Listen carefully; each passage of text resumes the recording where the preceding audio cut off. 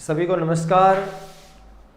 मैं मनोज हरिदास शर्मा आप सभी का हार्दिक अभिनंदन, हार्दिक स्वागत करता हूं। कल अपना टॉपिक चल रहा था व्यक्तित्व की विधियां और हमने टीएटी, सीएटी, आईबीटी की थी। आज अपनी अगली विधि रहेगी एससीटी।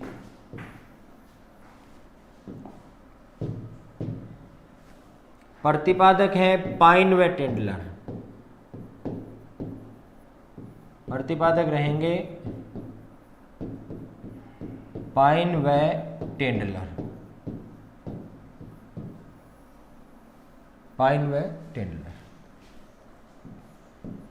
इसका नाम रहेगा वाक्य पूर्ति परीक्षण। वाक्य पूर्ति परीक्षण। जो एससीटी परीक्षण है, इस परीक्षण में मनोवैज्ञानिक बालक के सामने कुछ अधूरी कहानी देता है या कुछ रिक्त स्थानों के आधार पर कथन देता है और इन्हें पूरा करने के लिए बालक को कुछ शब्द दिए जाते हैं। बालक जिन शब्दों को काम में लेता है, मनोवैज्ञानिक उन्हीं का अध्ययन करके बालक के व्यक्तित्व की घोषणा कर देता है। कैसे, मैं बताऊंगा। इस परीक्षण में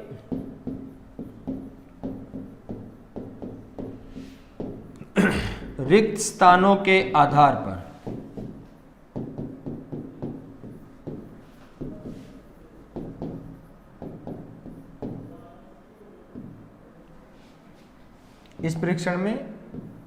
रिक्त स्थानों के आधार पर बालक को कोई कहानी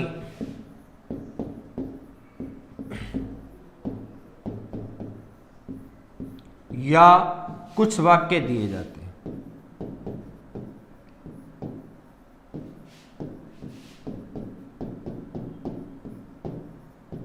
जैसे अब देखें कैसा है। मैं दिन में 100 बार बोलता हूं। ये वाक्य दे दिया। अब इस रिक्त स्थान को पूरा करने के लिए दो शब्द दे दिए जाएंगे। एक तो दे दिया सच बोलता हूं और एक दे दिया झूठ बोलता हूं। तो यहां से बालक है वो किसी एक शब्द को काम मिलेगा, सच को या झूठ को। दूसरा देखें, मैं दिन में 10 घंटे, एक तरफ दे दिया सोता हूं, एक तरफ दे दिया पढ़ता हूं। इनमें से बालक है वो किसी एक शब्द को काम में लेगा, जिसके आधार पर इस परीक्षण को पूरा कर दिया जाएगा। तो ये रहेगा पाइन व टेंडलर का वाक्य पूर्ति परीक्षण। उसके बाद एक अपना सिद्धांत है व्यक्तित्व का, इड, ईगो और सुपर ईगो।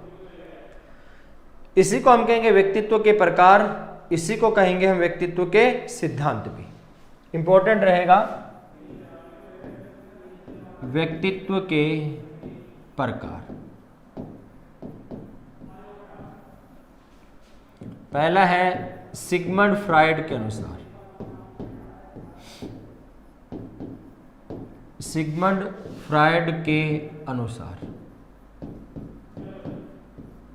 जो सिगमंड फ्राइड है, सिगमंड फ्राइड के लिए मैं बता दूं, जो सिगमंड फ्राइड है इनकी विचारधारा रहेगी मनोविश्लेषणवाद। मनोविश्लेषण, विश्लेषण का अर्थ होता है किसी भी विषय वस्तु को छोटे छोटे भागों में बांटना या तोड़ना। मनोविश्लेषण। तो सिगमंड फ्राइड ने किसको तोड़ दिया? मन को तोड़ दिया। कितने भागों में? 3 भागों में, चेतन, अर्धचेतन और अचेतन। और इसके आधार पर सिगमंड फ्राइड ने व्यक्तित्व को 3 भागों में बांट दिया, इड, ईगो और सुपर ईगो। तीनों ही व्यक्तित्व की सिगमंड फ्राइड ने कुछ विशेषताएं बताई। देखें, सिगमंड फ्राइड की विचारधारा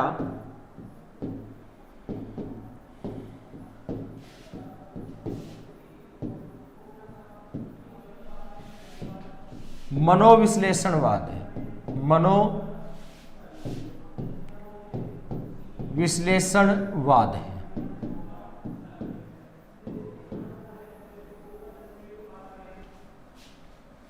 सिगमंड फ्रायड ने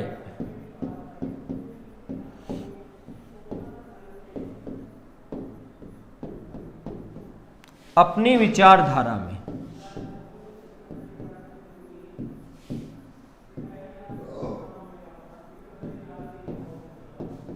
व्यक्तित्व के 3 प्रकार बताए। इंपॉर्टेंट रहेगा सिगमंड फ्रायड व्यक्तित्व के 3 प्रकार बताए।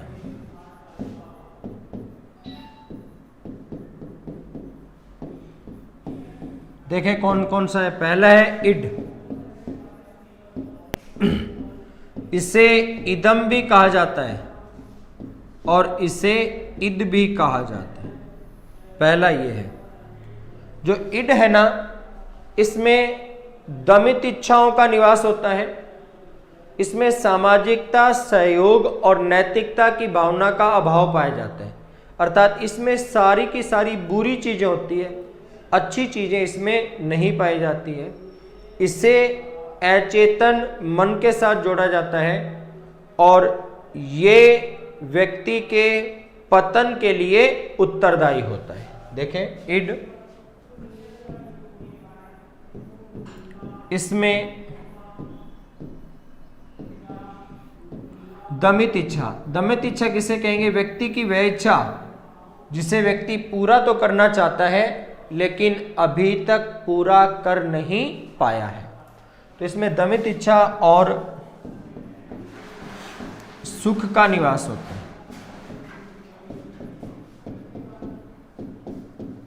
इसमें दमित इच्छा का और सुख का निवास होगा। इसको अचेतन मन के साथ जोड़ा जाता है। अचेतन मन के साथ जोड़ा जाता है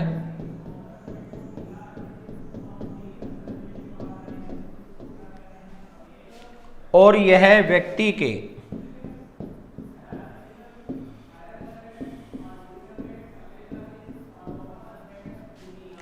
पतन के लिए उत्तरदायी होता है।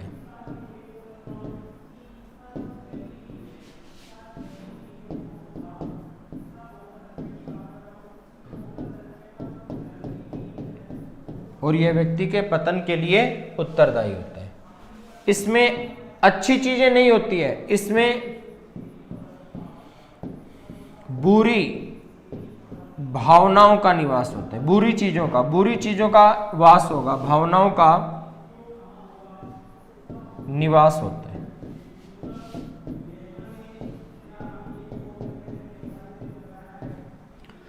ये इड, इदम या ये रहेगा। दूसरा देखें ईगो।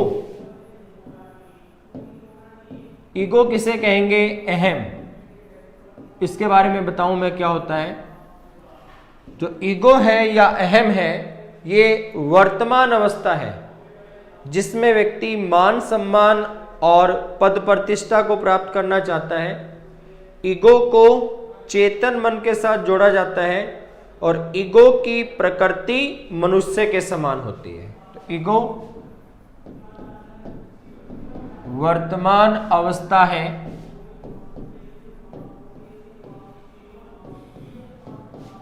जिसे चेतन मन के साथ जोड़ा जाता है।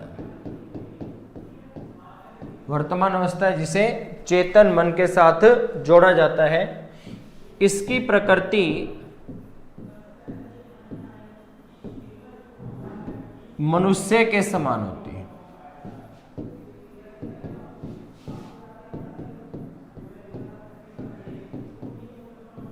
इसकी प्रकृति मनुष्य के समान होती है। जो इड था ना, इड की प्रकृति किसके समान होती है? पशुओं के समान होती है। तीसरा है सुपर ईगो।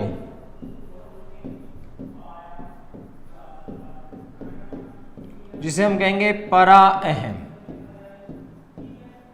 सुपर ईगो को हम कहेंगे परा अहम। सुपर ईगो के लिए सुने, जो परा अहम है ये सद्गुणों पर आधारित होता है, अच्छी चीजों पर आधारित होता है, सामाजिकता, सहयोग, नैतिकता और सद्गुण पर आधारित होता है।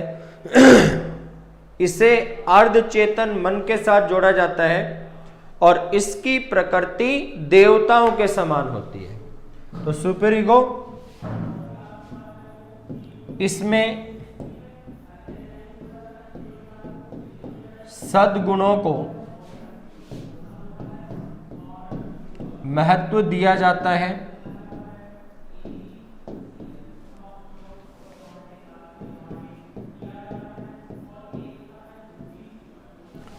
इसे अर्धचेतन मन के साथ जोड़ा जाता है,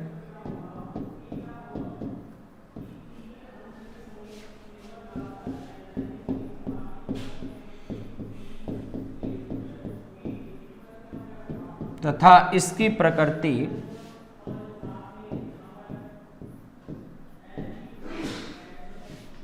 देवताओं के समान होती है।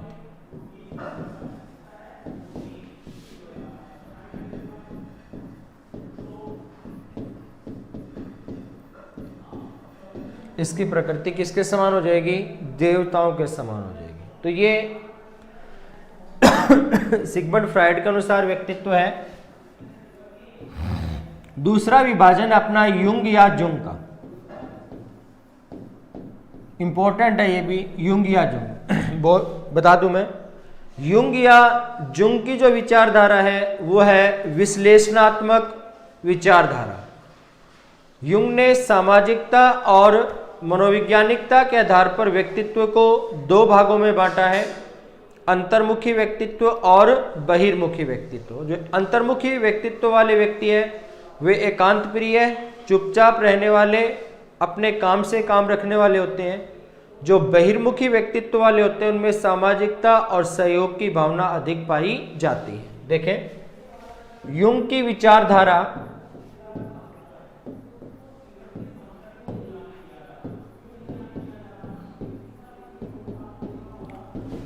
विश्लेषणात्मक है।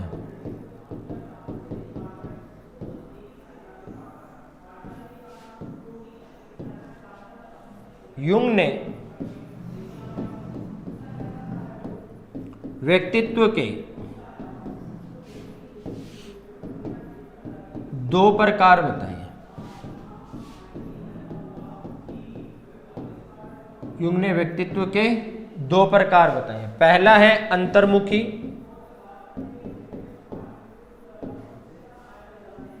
अंतर्मुखी व्यक्तित्व। ये कौन है? ये एकांत प्रिय है,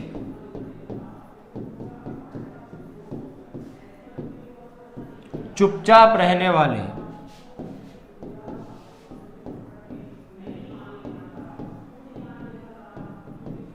ये वो लोग हैं। दूसरा है बहिर्मुखी।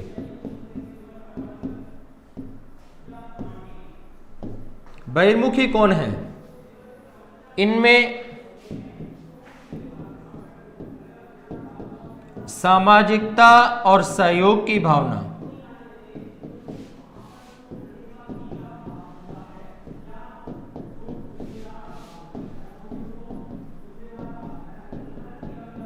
अधिक पाई जाती है।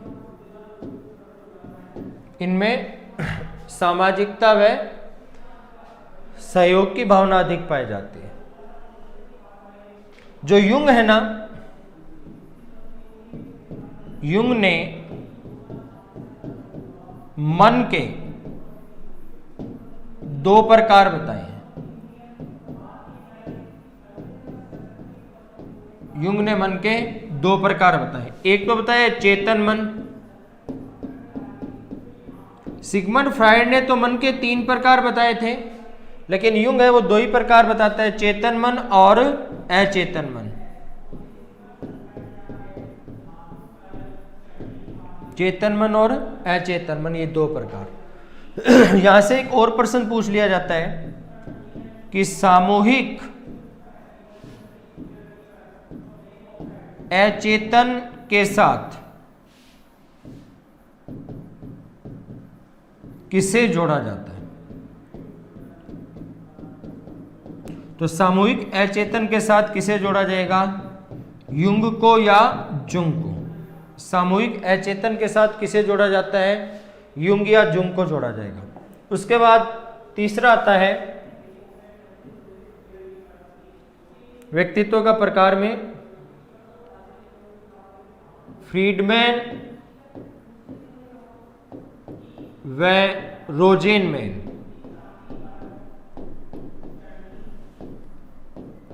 फ्रीडमैन और रोजेनमैन ने व्यक्तित्व के दो प्रकार बताए हैं। एक तो बताया है टाइप ए व्यक्तित्व, टाइप ए व्यक्तित्व, और एक बताया है टाइप बी व्यक्तित्व। तो टाइप ए व्यक्तित्व और टाइप बी व्यक्तित्व। उसके बाद आता है पोल कोस्टा व रॉबर्ट मैक्रे। जो पोल कोस्टा और रॉबर्ट मैक्रे हैं, इन दोनों ने व्यक्तित्व के 5 प्रकार बताए हैं। व्यक्तित्व के 5 प्रकार बताए। कौन कौन से हैं देखें। पहला है बहिर्मुखी,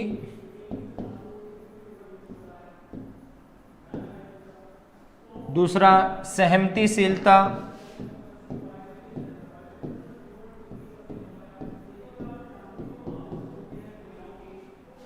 तीसरा अनुभवों के लिए खुलापन,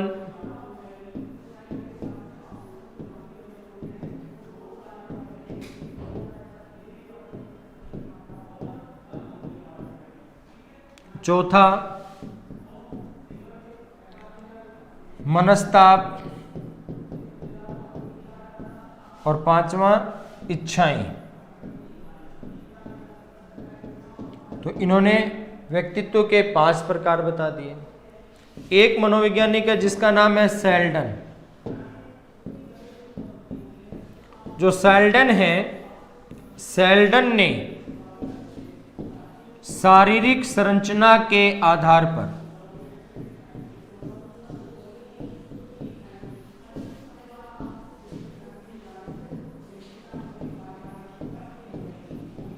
व्यक्तित्व के 3 प्रकार बताए हैं। 3 प्रकार बताए हैं। देखिए कौन कौन से हैं। एंडोमॉर्फिक,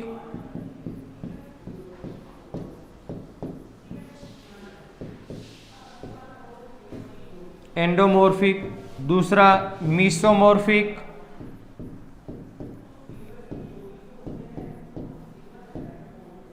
तीसरा एक्टोमॉर्फिक।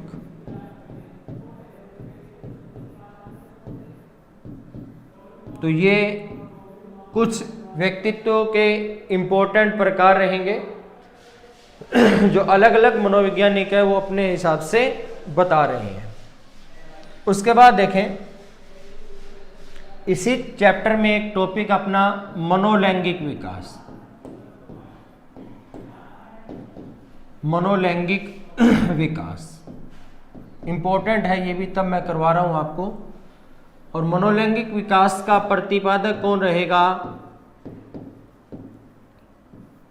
मनोलैंगिक विकास का प्रतिपादक रहेगा सिगमंड फ्रायड। मनोलैंगिक विकास का प्रतिपादक है सिगमंड फ्रायड। सिगमंड फ्रायड ने मनोलैंगिक विकास को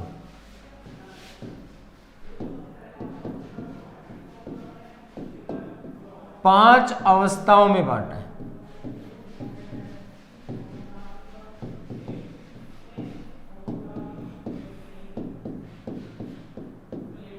सिगमंड फ्रायड ने मनोलैंगिक विकास को 5 अवस्थाओं में बांटा है। देखिए कौन कौन सी अवस्थाएं। पहला है मुख प्रधान अवस्था, मुख प्रधान अवस्था। और मुख प्रधान अवस्था का समय कितना रहेगा? तो जन्म से 2 वर्ष। जो मुख प्रधान अवस्था है, इस अवस्था में बालक के ध्यान का केंद्र बिंदु है वो उसका मुख होता है। बालक के हाथ में जो भी वस्तु आएगी वो सीधे उसके मुख में जाएगी। इस अवस्था में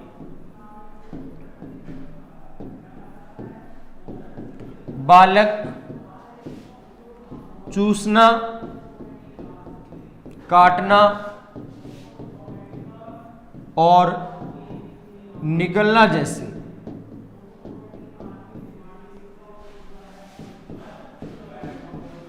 क्रियाएं सीख जाते हैं।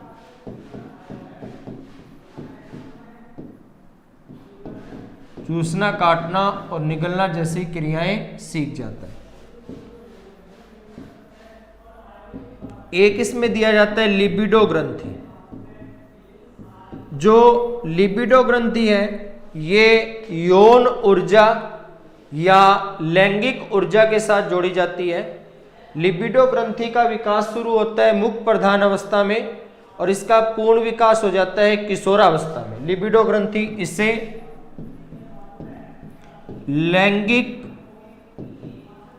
या यौन ऊर्जा के साथ जोड़ा जाता है, यौन ऊर्जा के साथ जोड़ा जाता है।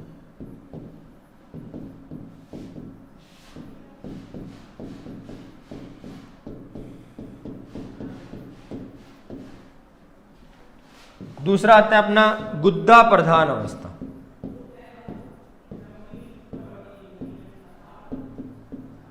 और जो गुद्दा प्रधान अवस्था है इसका समय है 2 से 4 वर्ष।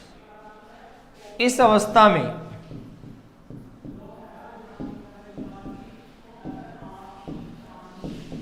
बालक का व्यवहार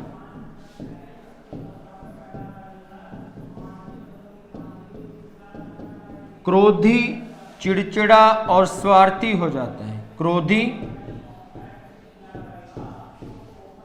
चिड़चिड़ा और स्वार्थी हो जाता है। तीसरा आता है लिंग प्रधान अवस्था।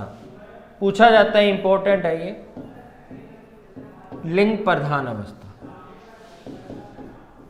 जो लिंग प्रधान अवस्था है इस अवस्था का समय रहेगा 4 से 6 वर्ष। लिंग प्रधान अवस्था में लड़के में ओडिपस ग्रंथि और लड़की में इलेक्ट्रा ग्रंथि का निर्माण शुरू होता है और इन दोनों ही ग्रंथियों का प्रमुख कार्य विपरीत लिंग के प्रति आकर्षण की भावना पैदा करना है। ओडिपस ग्रंथि के कारण लड़का अपनी माता से अधिक प्रेम करता है और इलेक्ट्रा ग्रंथि के कारण लड़की अपने पिता से अधिक प्रेम करते हैं। तो देखें लिंग प्रधान में इस अवस्था में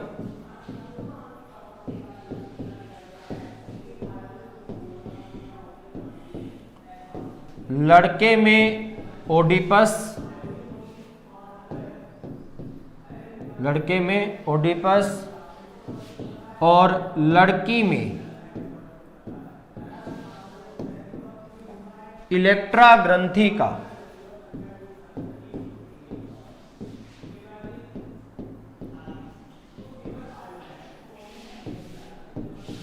विकास शुरू हो जाता है। लड़के में तो ओडिपस ग्रंथि का और लड़की में इलेक्ट्रा ग्रंथि का। उसके बाद देखें ओडिपस ग्रंथि के कारण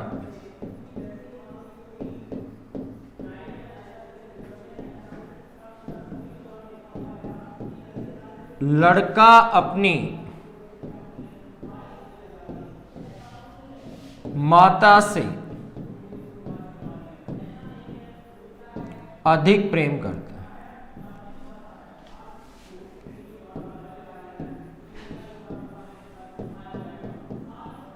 लड़का अपनी माता से अधिक प्रेम करता है। इलेक्ट्रा ग्रंथि के कारण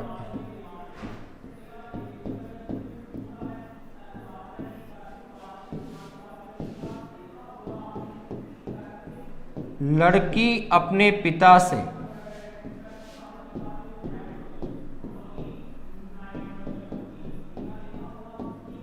अधिक प्रेम करती है।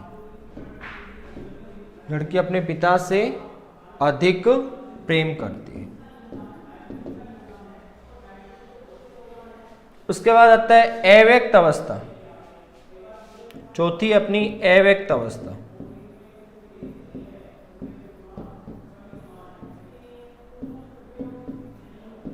अव्यक्त अवस्था का समय है 6 से 12 वर्ष। इसमें क्या होगा, इस अवस्था के अंतिम चरण में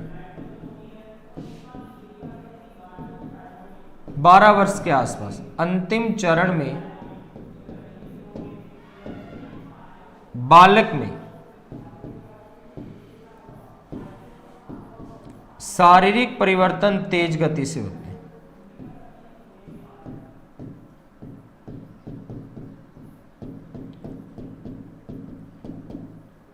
इस अवस्था के अंतिम चरण में बालक में शारीरिक परिवर्तन है वो तेज गति से होते हैं। और अंतिम अपनी अवस्था रहेगी जन्नात्मक अवस्था। जो जन्नात्मक अवस्था है, इस अवस्था में बालक में प्रजनन क्षमता का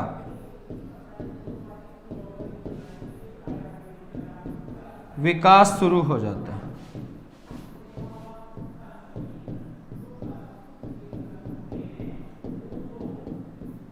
इस अवस्था में बालक में प्रजनन क्षमता का विकास शुरू हो जाता है।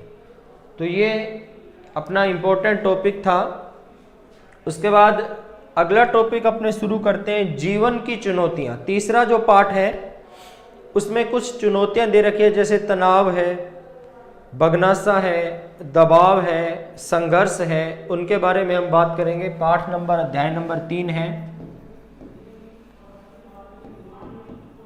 जीवन की चुनौतियां। जीवन की प्रमुख चुनौतियां।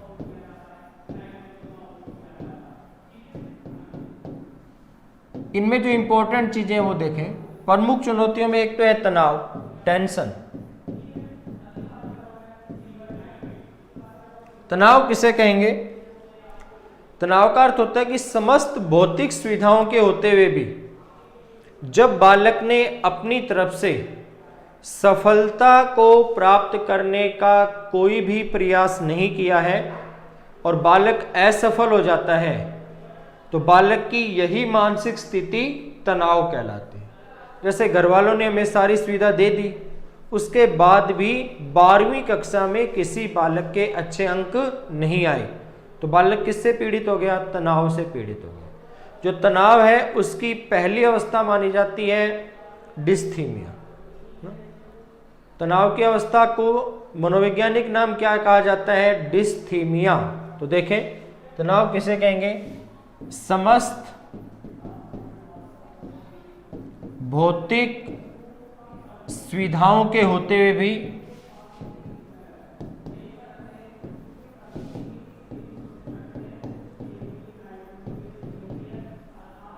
बालक ने अपनी तरफ से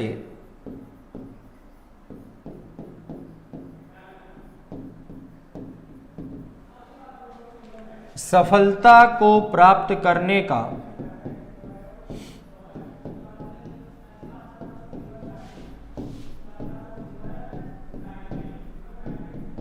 कोई प्रयास नहीं किया।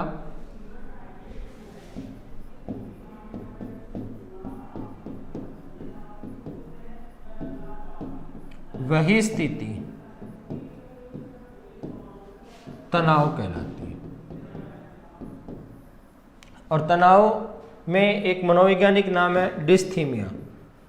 डिस्थीमिया पूछा जाता है, ये इंपॉर्टेंट रहेगा। डिस्थीमिया किसे कहेंगे? गंभीर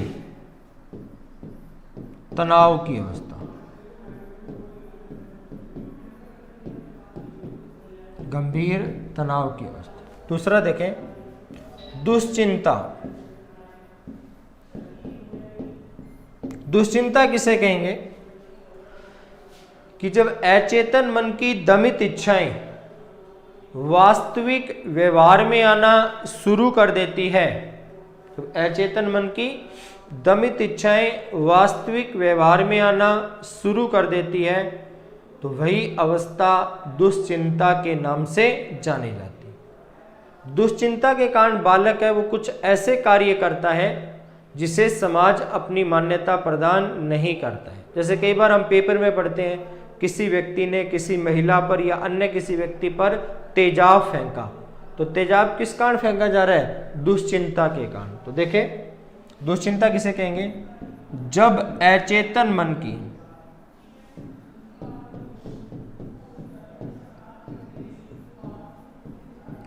दमित इच्छाएं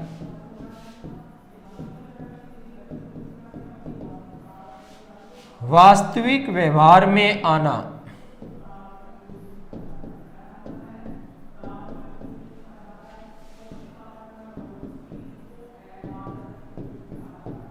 शुरू हो जाती है,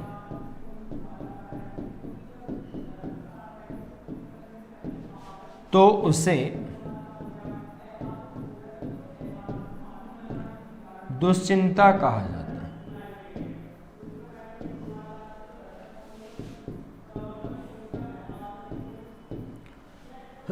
तो उसे दुश्चिंता कहा जाता है। तीसरा देखें बगनासा। जो बगनासा है उसी को कहा जाता है कुंठा।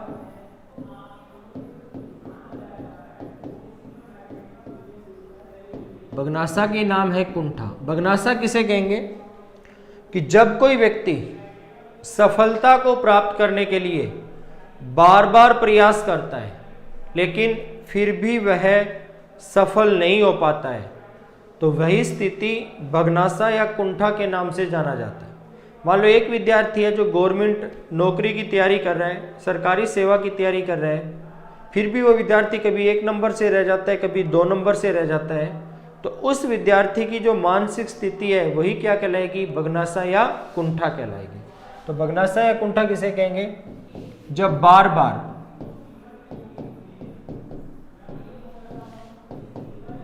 प्रयास करने के बाद भी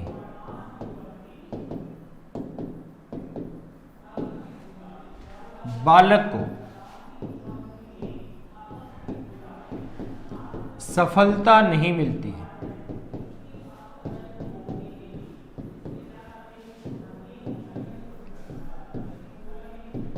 तो बालक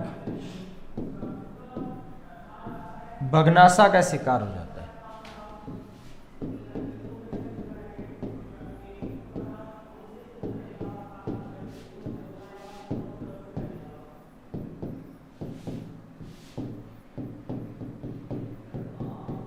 तो बालक का वो बगनासा या कुंठा का शिकार हो जाता है।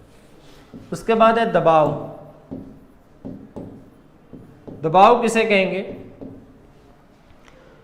कि जब व्यक्ति के पास अंतिम अवसर होता है और उसी अवसर में व्यक्ति को सफलता की आवश्यकता होती है, तो व्यक्ति अपने ऊपर दबाव का अनुभव करता है।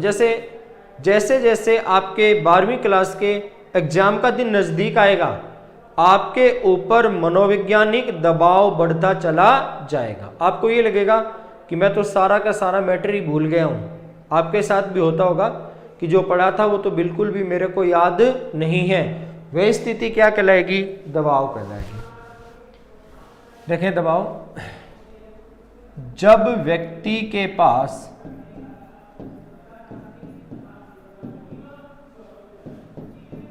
अंतिम अवसर होता है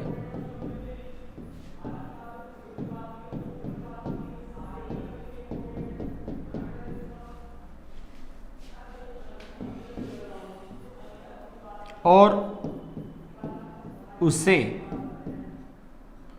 उसे सफलता की आवश्यकता होती है,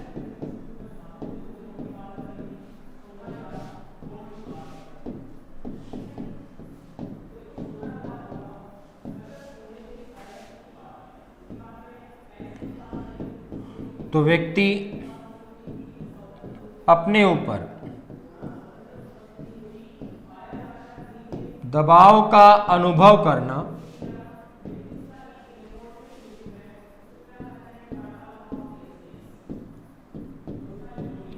शुरू कर देता है।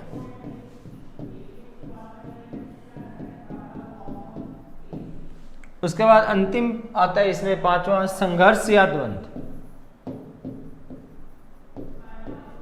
संघर्ष या द्वंद्व। संघर्ष या द्वंद्व क्या किसे कहेंगे? क्या करें और क्या ना करें की मानसिक स्थिति ही संघर्ष या द्वंद्व के नाम से जानी जाएगी ना। क्या करें और क्या ना करें की मानसिक स्थिति ही संघर्ष या द्वंद्व के नाम से जानी जाएगी। एक तरफ कुआं और एक तरफ खाई, अब क्या करें, वो संघर्ष या द्वंद्व है। या एक पिता है वो न्यायाधीश है और उसका बेटा है वो अपराधी है, तो वो पिता क्या करे, न्यायाधीश के रूप में कार्य करे या पिता के रूप में कार्य करे, तो वही मानसिक स्थिति किसके नाम से जानी जाएगी? संघर्ष या द्वंद्व के नाम से जानी जाएगी। तो संघर्ष या द्वंद्व किसे कहेंगे? क्या करें और क्या ना करें की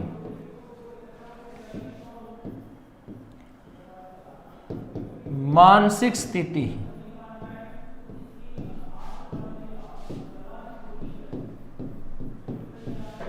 संघर्ष या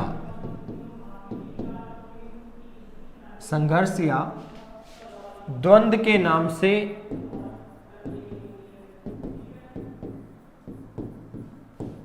जानी जाती है। जैसे पिता न्यायाधीश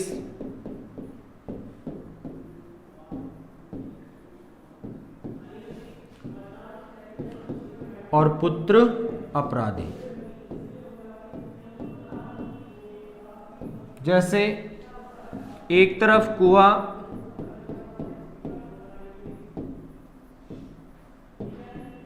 और दूसरी तरफ खाई,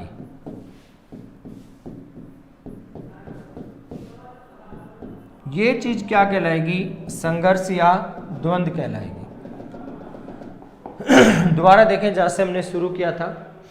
एससीटी परीक्षण प्रतिपादक रहेंगे पाइन व टेंडलर।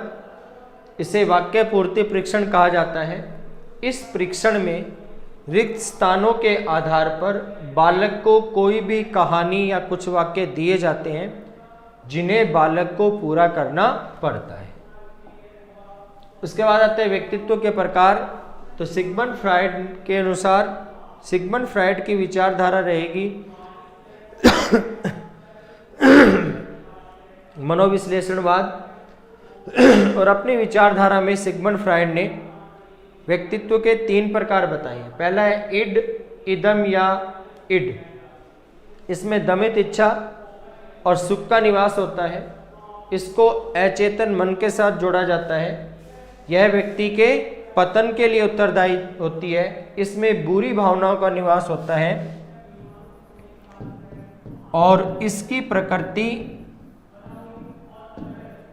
पशुओं के समान होती है। और इसकी प्रकृति पशुओं के समान होती है। दूसरा ईगो या अहम, ये वर्तमान अवस्था है जिसे चेतन मन के साथ जोड़ा जाता है। इसकी प्रकृति मनुष्य के समान होती है। तीसरा सुपर ईगो या परा अहम, इसमें सद्गुणों को अधिक महत्व दिया जाता है। इसे अर्ध चेतन मन के साथ जोड़ा जाता है और इसकी प्रकृति देवताओं के समान होती है। युंग या जुंग का वर्गीकरण। युंग की विचारधारा रहेगी विश्लेषणात्मक मनोविज्ञान। और युंग ने अपनी विचारधारा में व्यक्तित्व के 2 प्रकार बताए हैं। अंतर्मुखी, ये एकांत प्रिय और चुपचाप रहने वाले होते हैं। बहिर्मुखी, इनमें सामाजिकता और सहयोग की भावना अधिक पाई जाती है। युंग ने मन को 2 भागों में बांटा है, चेतन मन और अचेतन मन। सामूहिक अचेतन मन के संप्रत्यय का प्रतिपादक भी युंग या जुंग को ही माना जाता है। फ्रीडमैन और रोजनमैन ने व्यक्तित्व के 2 प्रकार बताए हैं, टाइप ए व्यक्तित्व और टाइप बी व्यक्तित्व। पाल कोस्टा और रॉबर्ट मैक्रे ने व्यक्तित्व के 5 प्रकार बताए हैं। बहिर्मुखी, सहमतिशीलता, अनुभवों के लिए खुलापन, मनस्ताप और इच्छा। सेल्डन ने शारीरिक संरचना के आधार पर व्यक्तित्व के 3 प्रकार बताए हैं, एंडोमॉर्फिक, मेसोमॉर्फिक और एक्टोमॉर्फिक। उसके बाद आता है मनोलैंगिक विकास, प्रतिपादक रहेंगे सिगमंड फ्रायड। सिगमंड फ्रायड ने मनोलैंगिक विकास की 5 अवस्थाएं बताई है। पहली अवस्था रहेगी मुख प्रधान अवस्था, समय रहेगा जन्म से 2 वर्ष। इस अवस्था में बालक चूसना, काटना और निगलना जैसी क्रियाएं सीख जाता है। इस अवस्था में बालक में लिबिडो ग्रंथि का विकास शुरू हो जाता है, जिसे यौन ऊर्जा या लैंगिक ऊर्जा के साथ जोड़ा जाता है। दूसरी अवस्था है गुद्दा प्रधान अवस्था, समय रहेगा 2 से 4 वर्ष। इस अवस्था में बालक का व्यवहार जिद्दी, क्रोधी, चिड़चिड़ा और स्वार्थी हो जाता है। लिंग प्रधान अवस्था का समय रहेगा 4 से 6 वर्ष। इस अवस्था में लड़के में ओडिपस ग्रंथि और लड़की में इलेक्ट्रा ग्रंथि का विकास शुरू हो जाता है। ओडिपस ग्रंथि के कारण लड़का अपनी माता से अधिक प्रेम करता है और इलेक्ट्रा ग्रंथि के कारण लड़की अपने पिता से अधिक प्रेम करती है। उसके बाद है अव्यक्त अवस्था, समय रहेगा 6 से 12 वर्ष। इस अवस्था के अंतिम चरण में बालक में शारीरिक परिवर्तन तेज गति से होते हैं। अंतिम 5वीं अवस्था रहेगी जन्नात्मक अवस्था। इस अवस्था में बालक में प्रजनन क्षमता विकसित हो जाती है। तीसरे अध्याय की इंपॉर्टेंट चीजों में जीवन की प्रमुख चुनौतियां, जिनमें पहला है तनाव। तनाव किसे कहेंगे कि समस्त भौतिक सुविधाओं के होते हुए भी जब बालक ने अपनी तरफ से सफलता को प्राप्त करने का कोई भी प्रयास नहीं किया है तो वह असफल हो जाता है, और यही मानसिक स्थिति तनाव के नाम से जानी जाती है।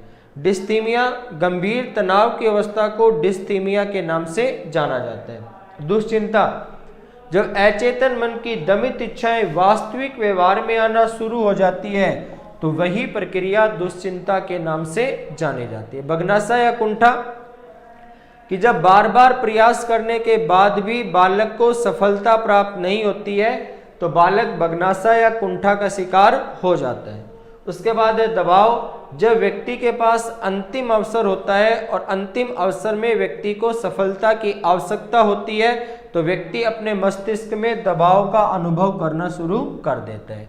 अंतिम जो चुनौती है वो है संघर्ष या द्वंद्व। क्या करें और क्या ना करें की मानसिक स्थिति ही संघर्ष या द्वंद्व के नाम से जानी जाती है। जैसे पिता तो न्यायाधीश और पुत्र अपराधी, या एक तरफ कुआं और दूसरी तरफ खाई। अब कौन सा निर्णय लिया जाए, वही संघर्ष या द्वंद्व है। अभी के लिए इतना। जय हिंद, जय भारत, भारत माता की जय।